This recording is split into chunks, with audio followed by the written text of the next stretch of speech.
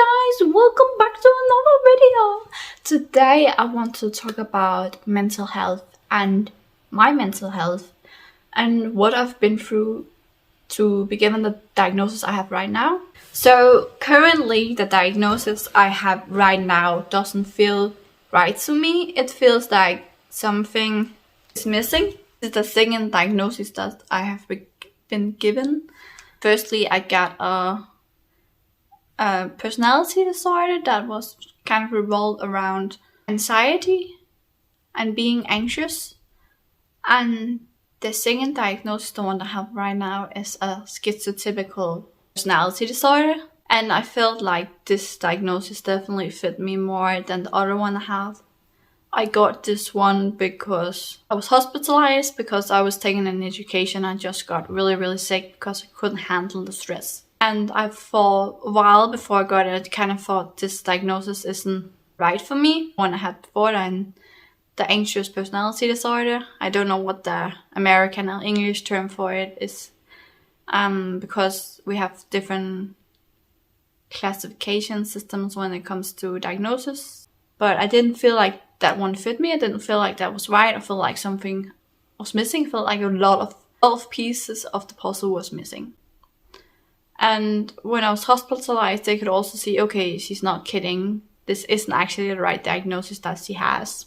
And now the place where I am has gotten a really great psychiatrist. I'm really happy about that. And he noticed that they hadn't found out if I had autism yet or if I did not have it. And that was actually a pretty important thing to do, he said, because the diagnosis I have right now have some symptoms that autism also has. So this diagnosis I have now also has some traits from autism. So he thought it was kind of weird that they haven't figured out if I had autism or not yet. So he wanted to find out if I had autism. And personally, I was so happy I could almost cry in front of him, because for a long while I thought maybe I had autism, either that or depression, simply because the diagnosis I had right now didn't fit completely. And my best friend, he also has autism, he's on the autism spectrum, and I just felt like he was so relatable and the things he went through were so relatable. So I'm so happy that they're figuring out if I have it, but I'm also really afraid that the next time I'm going to see the psychiatrist, he says, no, you do not have autism. Because that would just make me so sad, because I feel like the diagnosis I have right now is not the right one for me at all. Or it fits me in some ways, but I feel like there's something that is missing. So I'm just so happy when he says that, okay, let's figure out if you have autism. I'm just so afraid if he's going to say I don't have autism the next time I'm going to see him, because that would just make so much sense. And if he says I do not have it, I feel like I'm kind of stuck with the diagnosis I have right now, because my experience is they don't want to give you a new diagnosis, because they're just like, oh, that symptom you have, that is also a part of this diagnosis, because the diagnosis I have right now, schizotypal personality disorder, has a lot of symptoms in it. A little depression, a little anxiety, a little schizophrenic symptoms, and there's just a lot of things in this diagnosis. And this psychiatrist, he's really aware and he's really conscious, and he kind of thought something wasn't right with my diagnosis, because he couldn't find any medicine that would suit me. So nervous and anxious, because if I was given this diagnosis, everything would just make sense all of a sudden. I don't know if you felt like that, but yeah, I'm getting all teary-eyed because I'm so nervous about the consultation that I'm going to have with him, because I'm so afraid it's not autism, because it would make so much sense if it was autism, because it would make so much sense why I just don't function in normal social situations. It's like I always have to put up in front, and I simply don't understand normal things. I don't relate to normal people, actually. The people I really relate to are the people that have the same interests as me. People who can understand me, and most people just can't understand me, and I cannot understand them either. It would also explain why when there's changes in my life, it's like I just have a breakdown, For example, if I have to go out for the shops and I have planned what we're going to eat for next week and what we have to get, and if they don't have something that, for example, I need on that list, it's like a shut down. I don't know what to do. I can't function anymore. And sometimes I really get overwhelmed with anxiety. Also, if there's really a lot of people there and there's a lot of noises, and if I have to go out, what I feel most comfortable wearing is headphones and sunglasses. There's so many things where it would make sense if I had autism. I'm just also really tired all the time. It's just I get meltdowns really easily compared to other people. I have a hard time handling when things have changed or things don't go as I planned them to go, and just have a hard time being around other people. Yeah, because I said I have to put on this front.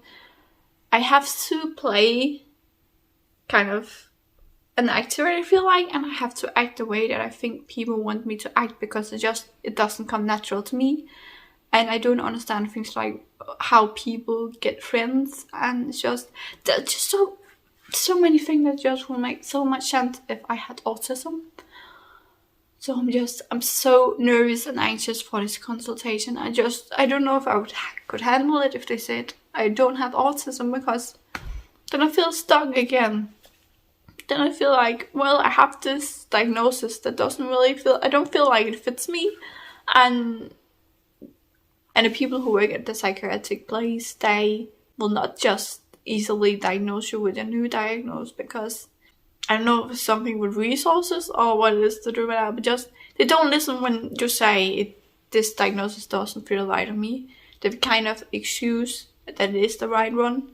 So finally getting a chance to maybe get a new diagnosis just a big thing, because when I've said the first time with my first diagnosis that this just wasn't right, did not listen to me. I had to go to the psychiatric hospital. I had to be so ill that I could not function before they would even listen to me. And that's just so hard. That they don't even really listen to their patients. It's just so hard. And I was like, would I have to get really ill before they wanted to listen to me again? It's a really anxious time for me, so I'm just really waiting for Friday right now. Right now we have Tuesday. So there's a long way to Friday. I'm just so afraid that something is gonna get in the way, so that consultation is gonna be moved even further along in the future. I'm really, really anxious. I of course had a talk with the psychiatrist, and I also got a paper with me with some questions, a lot of questions. I think there were like 60 or something questions on the paper, where it said if it was something I experienced when I was younger, and it's something I experience now, or it's just something I experienced when I was younger, or if I've never experienced this at all. And there was just so many of the questions where I'm like, I have experienced it when I'm younger, and I'm experience it now. So yeah, guys, I'm going to update you in this video as well, how it goes. So yeah, maybe this video is gonna be relatable to somebody, and it's amazing when you can feel something is relatable to you and you feel less alone. So that's what I hope from sharing a little of my path to getting my diagnosis, and my path with not feeling like I have the right one, and the psychiatric system not wanting to listen to me when I say that I don't feel like I have the right diagnosis. So yeah, guys, I just thought I would update you a bit. I don't know whether I'm on the autism spectrum yet, or I still have the schizotypal diagnosis. I went to the psychiatrist with the questions I have answers to kind of help them figure out if I was on the autism spectrum, and he asked me some questions, and he has to talk with other professionals like neurological psychologist, I think it's called. So a psychologist who specializes in the brain. So he had to talk with her, and my primary person I talked to, who is a nurse, I had to talk with her and just some other people to kind of figure out if I'm on the autism spectrum, because the diagnosis I have has some autistic traits, not autistic in the sense of the autism spectrum, more in the sense of in the social way. Like, I don't really feel like I belong, and it doesn't really come to me naturally like does to other people how I should behave in social situations. And that brings a lot of anxiety along with it. So I always think it's really hard waiting, especially because me having autism would just make so much sense for me. So I don't know anything yet, and it will take about 3 weeks or more before I know anything. I know for a lot of people it isn't a long while to wait, but for me it kind of is, because you're kind of really hoping you will get this diagnosis, because for you it makes a lot of sense. I've done some research on autism. My best friend is autistic. My boyfriend thinks it would make sense so if I were autistic. My mother-in-law thinks it would make sense. My autistic friend think it would make sense. And what makes it really hard for me talking to professionals is that I have a really hard time explaining myself. I'm really nervous about what they have to say, and I'm really afraid that I do not have autism, because I feel like something is missing in the diagnosis I have right now. I feel like a lot of things in it does make sense, but a lot of things doesn't make sense either.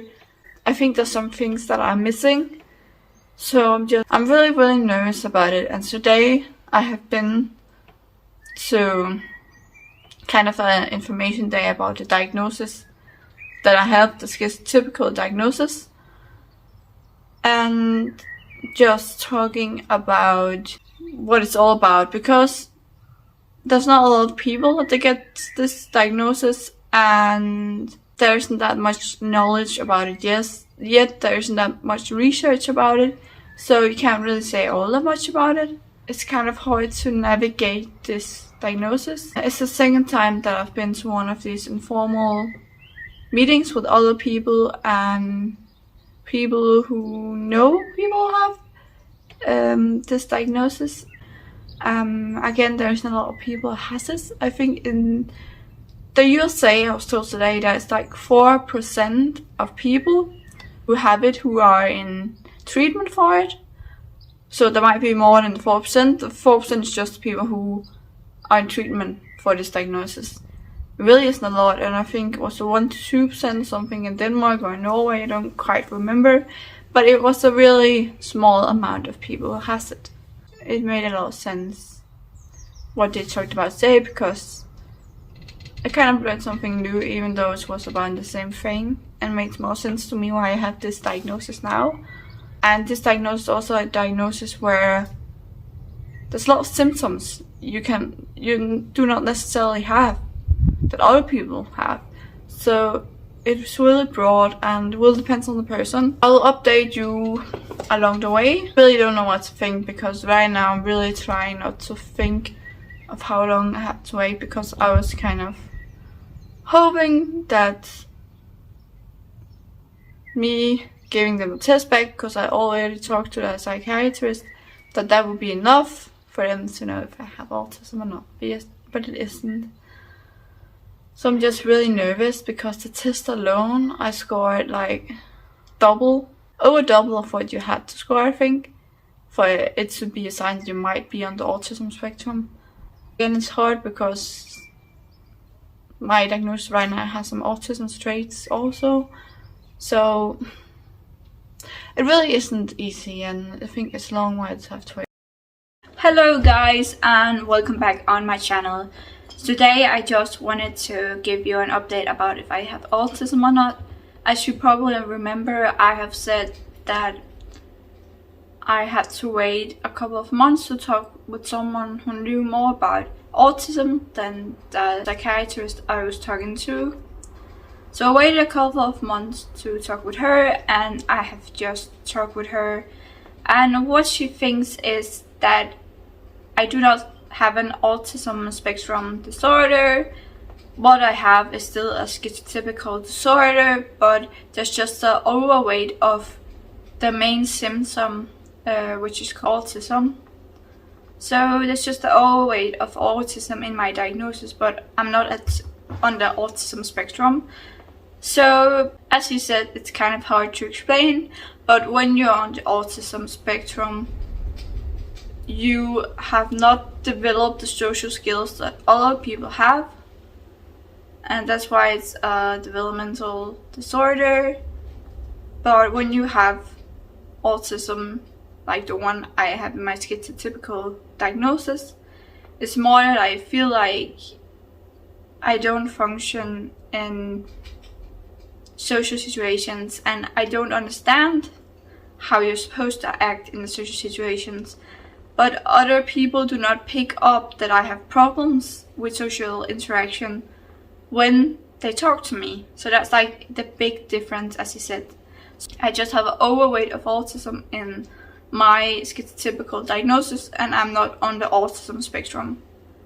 I know this can be kind of hard to understand, also was for me, but I'm fine with this because I thought either I'm on the autism spectrum or I just have a lot of autism traits in the diagnosis, the schizotypal diagnosis I have at the moment. And I was right, I just have an overweight of the autism main symptom in my diagnosis right now. So I'm not autistic in the autism spectrum kind of way, but I'm still autistic, but it's in a different way. It's an older term from the 1800th century, so it's more about me having a hard time with socializing and not understanding what you're supposed to say and not understanding when you're supposed to say it, and interrupting people because I don't know when I'm supposed to talk and all that.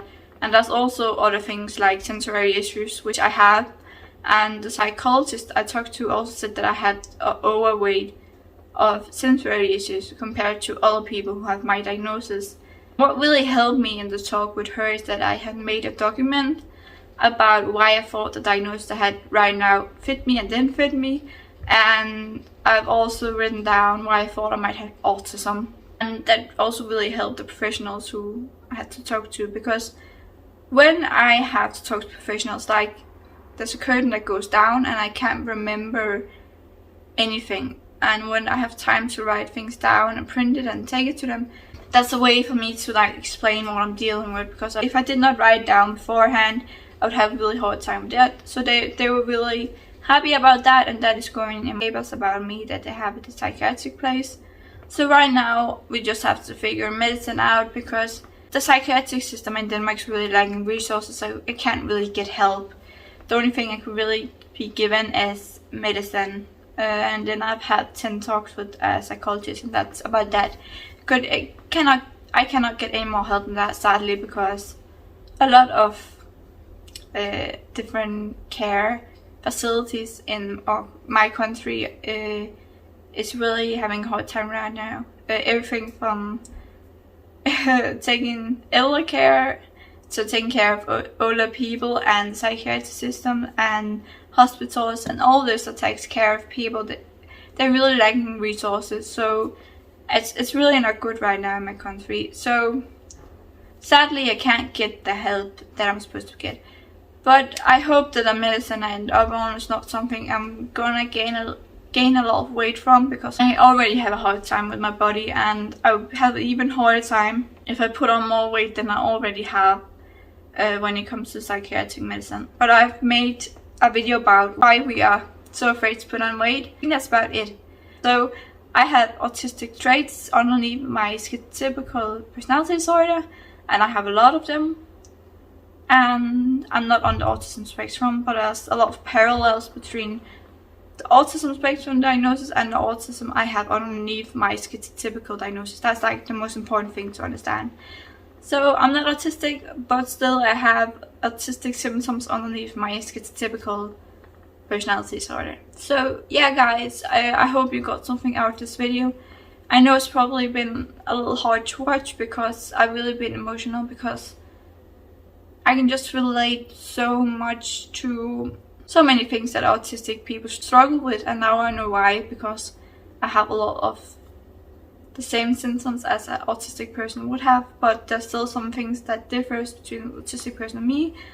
I do not have a developmental disorder, but I still have problems with things like socializing and sensory usage and other things that I have in common with the autism spectrum disorder. But yeah guys, I really hope you got something out of this video. I want to do some more videos where I get a little more personal so you can get to know me. So I really hope you enjoyed these videos, and thanks so much for watching. And remember to like, subscribe and comment down below. And I'll see you soon in another video. Bye guys!